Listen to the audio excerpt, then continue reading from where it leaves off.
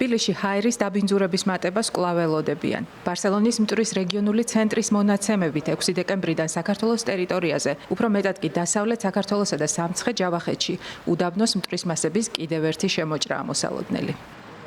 ისევ ბრუნდება უდაბნოს მტვერი, განსაკუთრებით სამხრეთ-დასავლეთიდან და სამხრეთიდან გვიტევს, ესე ვთქვათ, ამჯერად. ვფიქრობ, ეს საშუალებას იძლევა, რომ მოსახლეობას შესაბამისად უწყებება წინასწარ აცნობონ, განსაკუთრებით იმ შემთხვევაში, თუ მოდის დიდი კონცენტრაციით, ის რუკაზე ძალიან კარგად ჩანს ფერებით, ესე ვთქვათ, დაახლოებით რა კონცენტრაცია უახლოვდება საქართველოს, რომელი მხრიდან და განსაკუთრებით მოწყვლადი მოსახლეობა გააფრთხილოს იმ ჯანდაცვითი რეკომენდაციებით, რომელიც ზეარ გოვჯიზე უკვე არის, ისედაც არის განთავსებული მისი შექმნის დღიდან, უბრალოდ ალბათ უფრო ხელმისაწვდომი უნდა გახდეს ეს მოსახლეობისთვის. ჰაერში მტვრის მყარი ნაწილაკების კლების შესახებ ინფორმაცია გარემოს ეროვნულმა სააგენტომ 2 დეკემბერს გაავრცელა. მანამდე საქართველოს რამდენიმე ქალაქში მყარი ნაწილაკებით დაბინძურების მაღალი ნიშნულები თითქმის მთელი თვის განმავლობაში ფიქსირდებოდა. სააგენტოს გვერდზე დაავადებათა კონტროლისა და საზოგადოებრივი ჯანდაცვის ეროვნული ცენტრის რეკომენდაციებიც არის განთავსებული, რომლებიც ჰაერის მყარი ნაწილაკებით დაბინძურების, საშუალო, ცუდი და ძალიან ცუდი მაჩვენებლების დროს, გულისა და ფილტვის დაავადების მქონე პირებს, ბავშვებსა და ხანდაზმულებს, გარე ფიზიკური აქტივობისგან თავის შეკავებას ურჩევს. რამდენად ხშირია ჩვენს რეგიონში მსგავსი ტიპის დაბინძურება? საკმაოდ ხშირი მოვლენა მინიმუმ ყოველთვიურად მეორდება, თუმცა აი ბოლო პერიოდში იყო ძალიან ხანგრძლივი და ძალიან მაღალი კონცენტრაციებით. არის რომ გრძელდება ხანგრძლივად, მაგრამ დაბალი კონცენტრაციებით. აი 6 ნოემბრიდან თითქმის ერთი თვე გაგრძელდა თან უწყვეტად, პრაქტიკულად და თან ძალიან არა, მაგრამ მაღალი კონცენტრაციებით ნამდვილად. ამან გამოიწვია სწორედ ის, რომ ჩვენი მონიტორინგის სადგურები თითქმის მთელი ქვეყნის მასშტაბით, იქ სადაც PM ნაწილაკები იზომება, იყო ან გაწითლებული, ან გაშინდისფრებული. და რა თქმა უნდა, რაც უფრო დიდი ხნით არის ზემოქმედების ქვეშ ადამიანი, მით უფრო იზრდება რისკები. რას წარმოადგენს PM ნაწილაკები, რომელთა გაზომვაც ჰაერის დაბინძურების დროს განსაკუთრებით მნიშვნელოვანია? ეს არის მყარი ნაწილაკებისა და წვეთების ერთგვარი ნაზავი. ზოგიერთი მათგანი, როგორებიცაა მტვერი, ჭვარტლი ან კვამლი, მათი შეფერილობის გამო თვალითაც საკმარისად ხილულია. თუმცა ზოგიერთი იმდენად მცირეა, რომ მათი აღმოჩენა მხოლოდ მიკროსკოპის დახმარებით არის შესაძლებელი.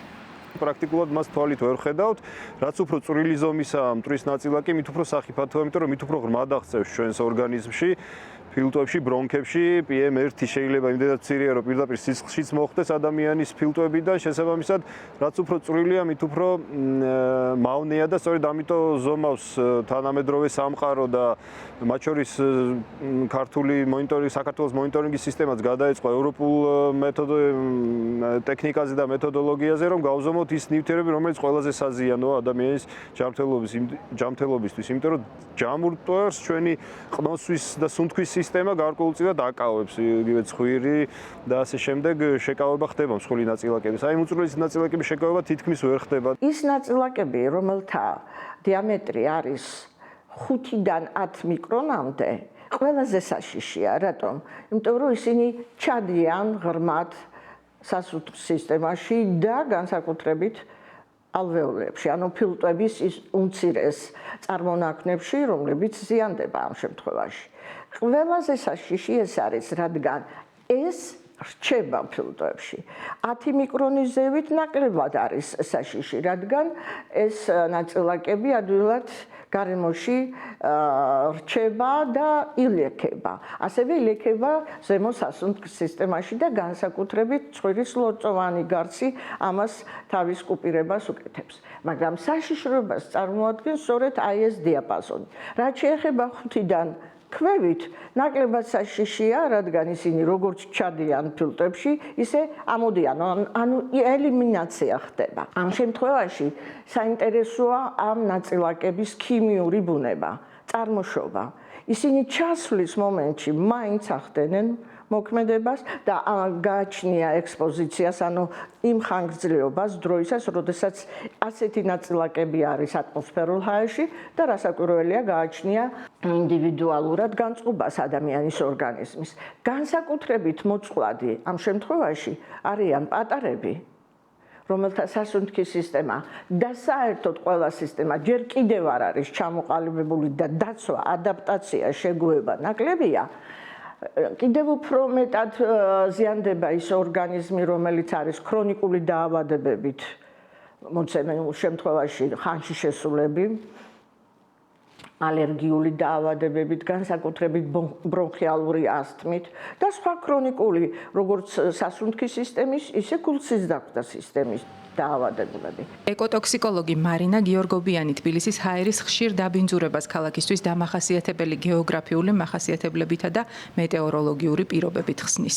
თბილისში ფაქტიურად ჰაერი არ მოძრაობს, ფოთოლიც კი არ მოძრაობდა, არ ირხეობდა მთელი თვის განმავლობაში. და ამას ემატება თბილისის მდებარეობა და მისთვის დამახასიათებელი ქვაბური, რომელიც ძალიან რთულად ნიავდება.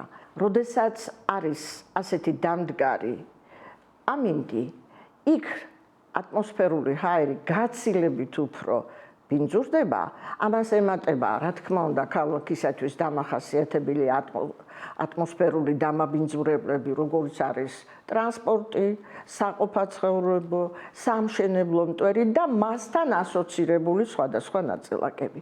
არავითარ შემთხვევაში არ შეიძლება ასეთ გარემოში აქტიურად, ფიზიკურად დატვირთვა. არა მარტო პატარებისთვის, არამედ ზრდასრულებისათვის, თვით სრულიად ჯანმრთელი ადამიანებისათვის. არაფერს ვამბობთ ხანდაზმულების სეირნობაზე. ამ შემთხვევაში თავი უნდა შევიკავოთ მაქსიმალურად.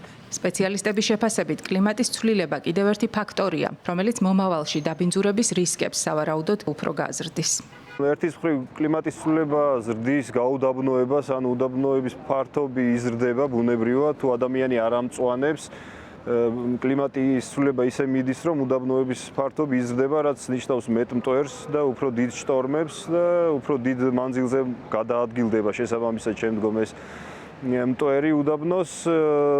გარდა ამისა, იცვლება ასევე და უფრო არაპროგნოზირებადი ხდება თვითონ ქარებიც. ანუ სრულიად იცვლება, ესე ვთქვათ, კლიმატი, იმიტომ ქვია კლიმატის ცვლილება და პროგნოზირებადიც არა, გაცილებით უფრო ძლავრი შტორმებია მოსალოდნელი, ძალიან დიდი ალბათობით, ვიდრე ეს იყო. საქართველოს ისედაც მოწყვლადია, საკმაოდ ახლოსაა როგორც საჰარის უდაბნოსთან, ისე არაბეთის ნახევარკუნძულის უდაბნოებთან, ასევე შუა აზიის უდაბნოებთან გარშემორტყმულია, შეიძლება ითქვას, სამხრეთიდან და სამხრეთ-დასავლეთიდან, შესაბამისად ყოველთვის მოწყვლადი იყო და ეს შეიძლება, რა თქმა უნდა, გაცილებით უფრო ხშირი გახდეს ეს ფენომენი.